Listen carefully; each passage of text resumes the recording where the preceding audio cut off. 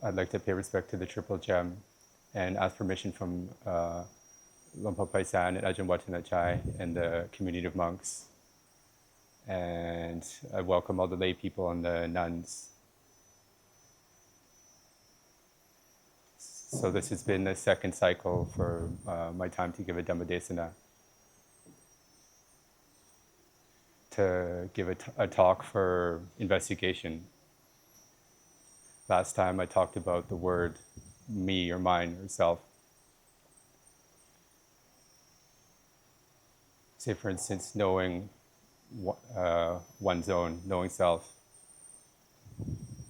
or mine. There's another word that I talked about today, which is feeling or awareness. This is a word that we use in our daily life very often. So we know when we're annoyed, know when we're hot. There's a word that we use is knowing or feeling.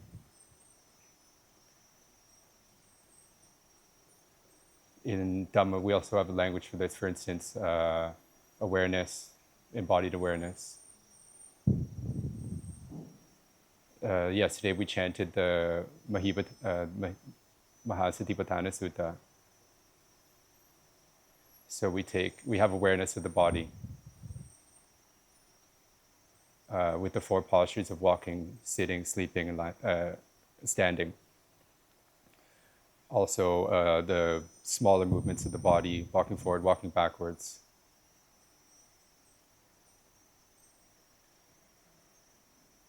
So the word came afterwards.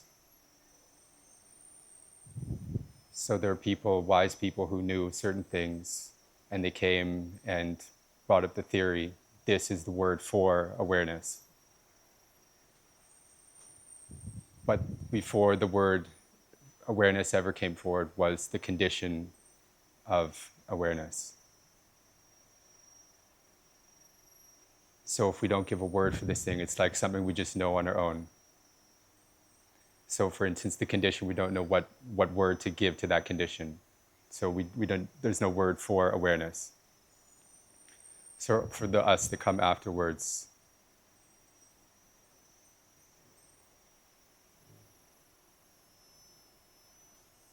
so we bring the word awareness out in front first, but we haven't realized the state of awareness yet. But the word we've encountered already and we can use it. For instance, the three words of mindfulness, concentration, and wisdom. These are just theoretical words. But the truth is, the knowers or the wise people who have encountered these conditions of mind, they've encountered like this or like this. And then they've given the name mindfulness. They said like this and like this is what concentration is. Like this and like this is what wisdom is. Can you think about that or reflect on that? These are the words that have come in after these states have been discovered. So when we practice, we take the theory out first. For instance, concentration. For instance, the sentence, we're going to go practice concentration. But this is just a name, a theoretical name. But the condition or state of concentration, we don't actually know yet. So we don't know the state of concentration, but we consistently do it. For instance, wisdom as well. We don't really know what wisdom is. So it turns into quite a difficult or hard thing to reach, these conditions of these states, the conditions of Dhamma. But it's not out of our capability or boundaries to reach these things. To know and reach these conditions of mind, to know these things. And then when we actually realize these states, we understand, oh, this is mindfulness, oh, this is concentration, oh, this is wisdom. So I might go even a little bit deeper. For instance, the wordความรู้สึกตัว in Thai is awareness or embodied awareness. Say, talking about the body or these 14 positions of rhythmic meditation. So for instance, bringing the right hand up like this and knowing. Putting your right hand on your hand and then flipping it up like this to know, to be aware of that.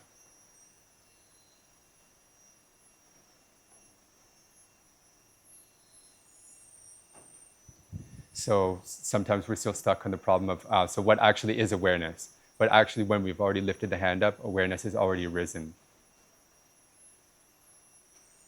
But we try to think, well, what is awareness? What are we thinking? We're trying to think to find a way out of, when we've lifted our right hand up, what is awareness? Or how do we become aware? And this is my own experience. Sometimes you actually have awareness already, but you don't know what awareness is. So you're thinking about, what is awareness? So you think. So for instance, and you have lift the right hand up again and have awareness. The truth is you've actually already been aware, but sometimes you have doubt and thinking, what is awareness? So I figured that people who are like me, other people must be like me as well. So if you can have awareness, then your meditation practice will go easily. So the people have a lot of difficult meditation because you don't understand the word. But actually, awareness has already arisen. It has nothing to do with the word. So again, when we come back to the 4 foundations of mindfulness, coming back to the movements of the body, whether walking, standing, sitting, or sleeping, or lying down, to have awareness of walking, standing, sitting, or lying down.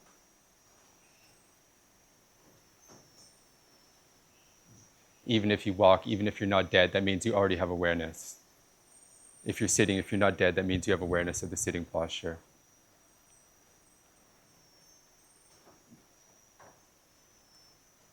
If you're not dead, you automatically have this awareness.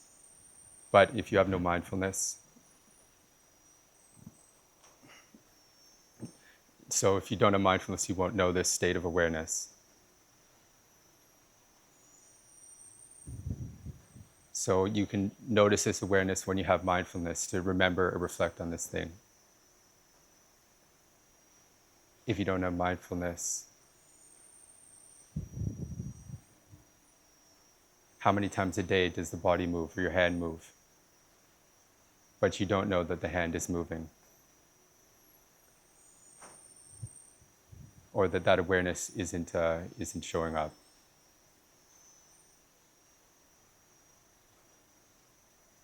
The Buddha or the teachers have always taught to be mindfulness, to get in touch with this awareness.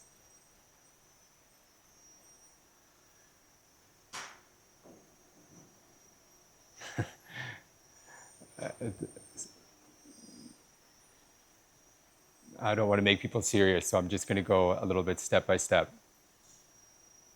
So you can just listen first and then go and practice afterwards.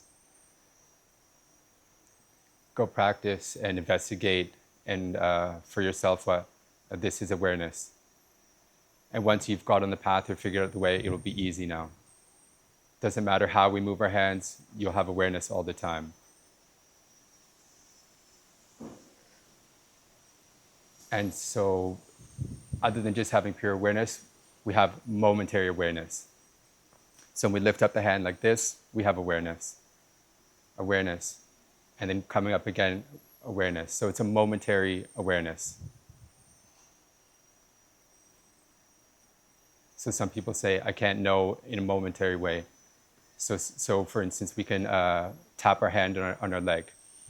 So we can have awareness of this is like a momentary, an experience.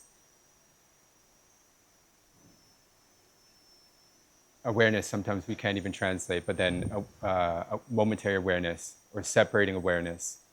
Okay, so try putting your finger on your knee. You can go fast or slow, just know it as a momentary experience.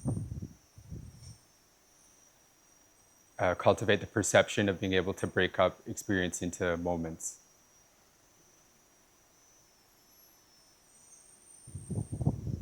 Even this cough, it's a momentary thing. Awareness is knowing. that this condition is arising and ceasing. It's a thing. It's just going. It's going. Come and go. I got some new words yesterday. There's a Singaporean layperson. It's coming and going. The cough is coming and going. The tapping your hand on your knee is coming and going, coming and going. In Thai, say, mila mod, mila mod.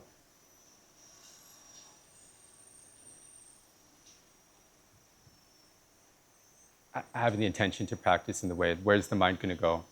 The mind will have awareness of this all the time because it's working on that spot. Because you're with the awareness there. If you're practicing awareness here, the mind won't go to have awareness anywhere else. So if it's going to go somewhere else, you have to let go of that spot. But if you practice like that,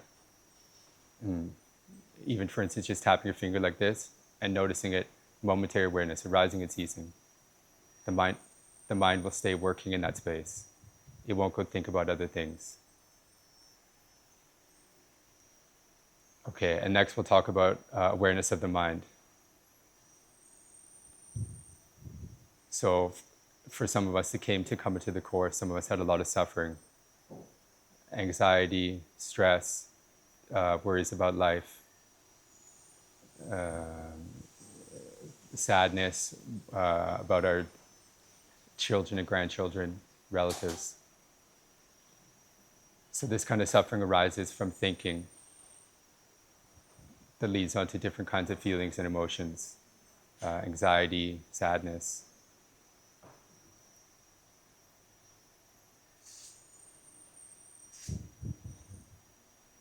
So there's this is a technique that I use to teach. So we try to sit up straight and then lean forward. Know that you're leaning forward, and leaning back. Know that you're leaning back. Have awareness and knowing about what you're doing. I had them do it maybe just 2 or 3 minutes, and they could already see. So I asked, in the time when you're moving forward and backwards like this, did you have any stress, any anxiety in that time? Everyone said no stress or anxiety in that time. Even just this, you can see the results of awareness already. So this is pointing towards that the problem is that we have this awareness all the time,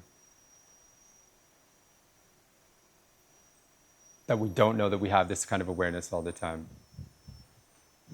So when we aren't in touch with this kind of awareness, we're sending the mind out all the time to all kinds of things, all kinds of problems. So this is a very important starting part where people can grasp onto this concept. So if you know how to let go of suffering right now, if you don't have any thinking, any sadness, anything in that state, there's nothing at all. So when you bring awareness in that way, you can't say that you have this thing or that thing because there's no thinking, there's no proliferation in that moment. So I like to use the word suffering is already ceased in that time.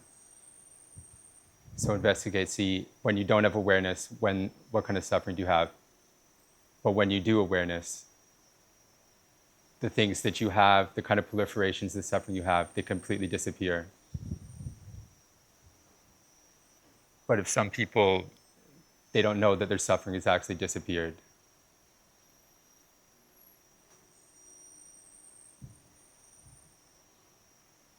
But actually some people will come and say, actually when you have this kind of awareness, there's no suffering at that time. This is the truth. This is the truth, that suffering can cease when you know yourself in the present moment. So awareness can only happen in the present moment. This is only a present moment awareness. Any awareness or knowing we've had in the past, that's already gone. That's already extinguished. Any thinking about the future, awareness in the future, that's not there. This is only it, right here, right now. Awareness or knowing. It's one of the most amazing things about the Buddha's teachings.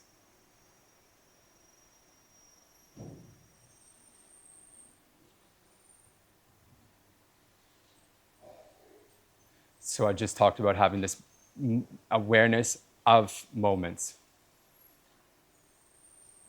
Not to know as like knowing things as like a stream. Okay, so I'm going to talk about mindfulness, awareness of the mind a little bit now. Okay, so now we're talking about the body, now we're going to come towards the mind.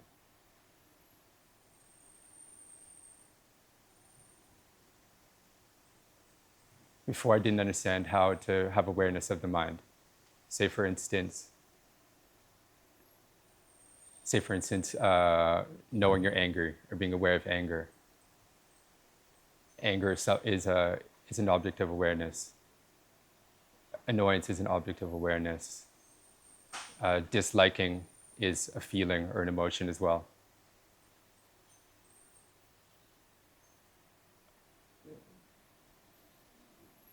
So not anger is something that you can know as well. Not annoyed, not irritated is something to know as well. Liking is something you can know as well also. But all of this, you have to use mindfulness. If you don't have mindfulness, you can't know this. Say, for instance, if we have mindfulness and we know this as a moment, as a momentary experience.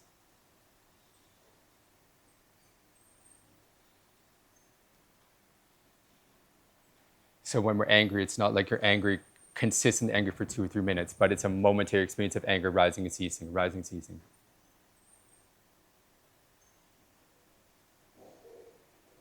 So when we have anger, it changes with anger, thinking, all kinds of stuff all the time.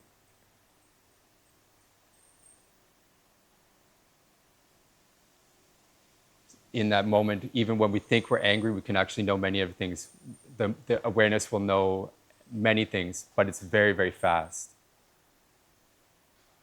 But the mind goes and attaches to anger, so we don't know anything else. But if we know anything in a momentary experience, the mind is going all over the place.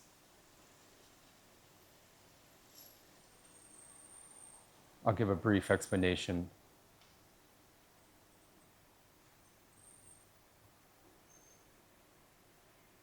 So when feeling arises, we have the capability to know that. And when this goes away, we have the capacity to know this as well. They come and go. So we know this coming and going, arising and ceasing.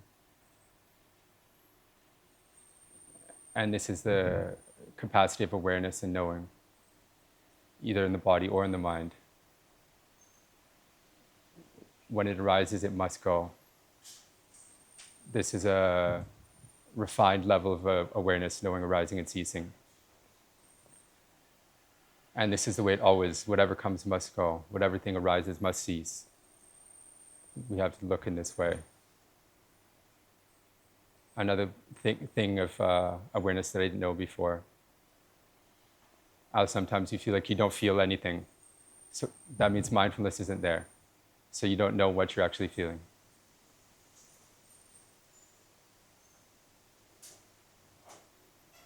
But if we have mindfulness, we can know, for instance, even I'm speaking in that feeling. Sometimes we get lost in thinking, I'm not aware of anything in that moment, but I can actually be aware of speaking. But mindfulness isn't there. So the mind just goes thinking, I don't have any feeling, don't have anything there. When mindfulness isn't there, so you don't see the thinking going on in the mind. But if we practice a lot, mindfulness will remember what thinking is like, the characteristics of thinking. And it will see the arising and ceasing. And there's another type of feeling. I'll give an example. Say, for instance, if you're walking or sitting, you're on your own. There must be some object awareness or some feeling. And say, for instance, somebody walks past us. sometimes it can just be a feeling that arises. We don't even know what to call the feeling, but there's just a feeling that arises. And then they walk past us and go away. And then that feeling goes away. This is just an example to make it more clear. Before I was staying in Lopburi province, and I was walking on my own. Walking back and forth, having awareness, watching the mind rising, ceasing, the body, mind rising and ceasing. And my monk friend walked by, and then our eyes just made contact. And then when my friend came close, there was just a feeling that arose in me, and then when he walked away, that feeling disappeared. This kind of feeling, sometimes if we try to use language to describe it, it's hard.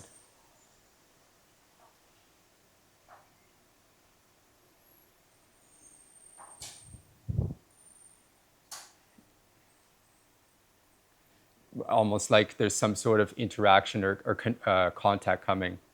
It's hard to describe this kind of feeling. Say, for instance, if you're a girl and you're walking on your own, and then a man comes and walks just past you. As a woman, you might there might some feelings that arise, even though you can't describe it. And then when the guy walks away, then that feeling will disappear.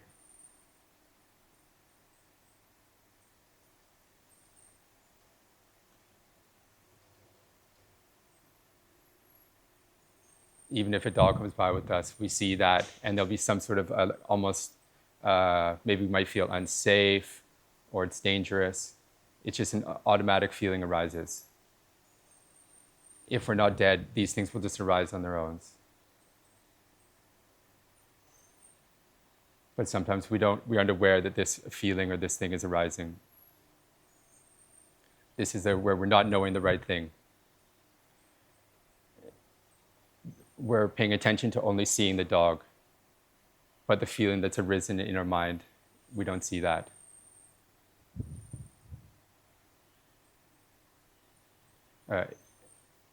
If we're using Dhamma language, it means we're seeing outside, but we're not seeing inside. But if we practice mindfulness, we'll know both things. Knowing the behavior of the dog as well, and knowing also what we feel about that inside. So knowing outside and knowing inside. This is something that only an experience can tell you about, and from observing, from listening to the Dhamma, from Dhamma conversation, and then also observing yourself without having anybody else to tell you.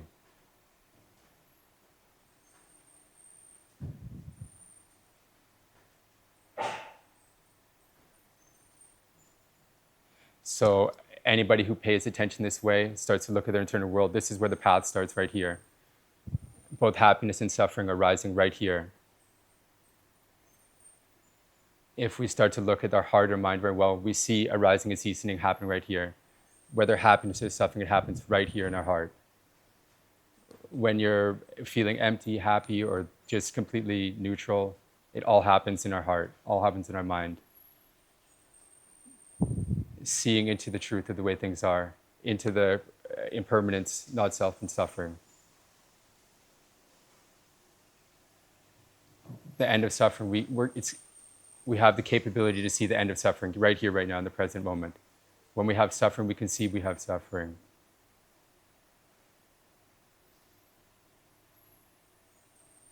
So when we get skilled at doing this, we get skilled at knowing whatever's in our heart or in our mind, we know this is just this.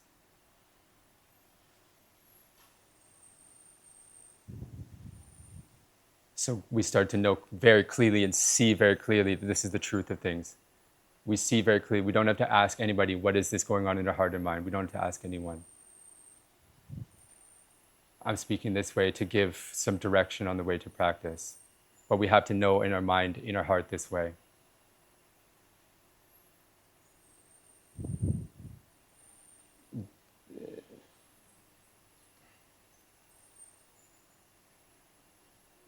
So for instance, say if we feel irritated, but the mind can be aware of that, and then that irritation will disappear.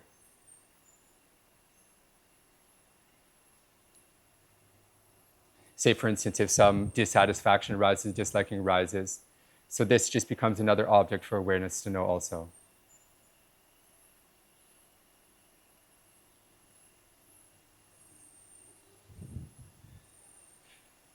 It doesn't matter if it's big or small.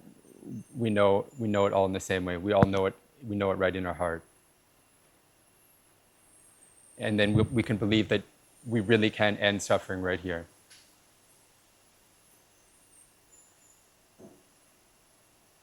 Say if we know something and we don't go grasp it, and we can understand in that moment we've been released from suffering in that moment.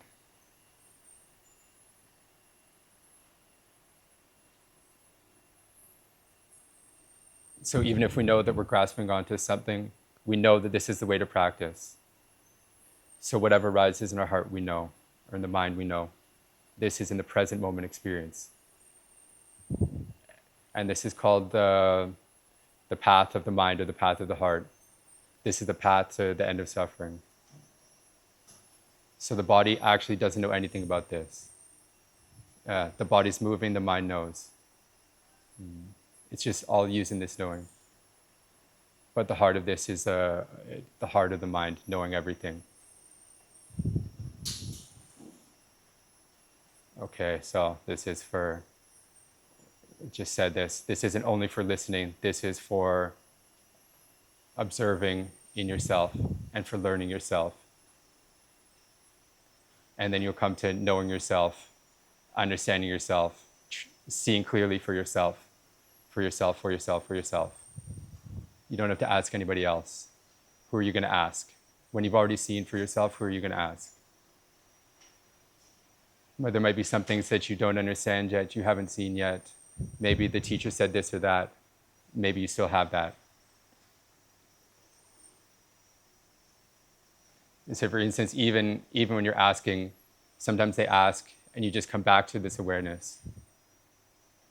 Or you understand, actually, you were lost in that moment and you weren't seeing yourself then. And sometimes even when you're going to ask something, you come back and you see yourself, you have awareness of that before. And you don't even have anything you want to ask anymore. And this is just a short summary.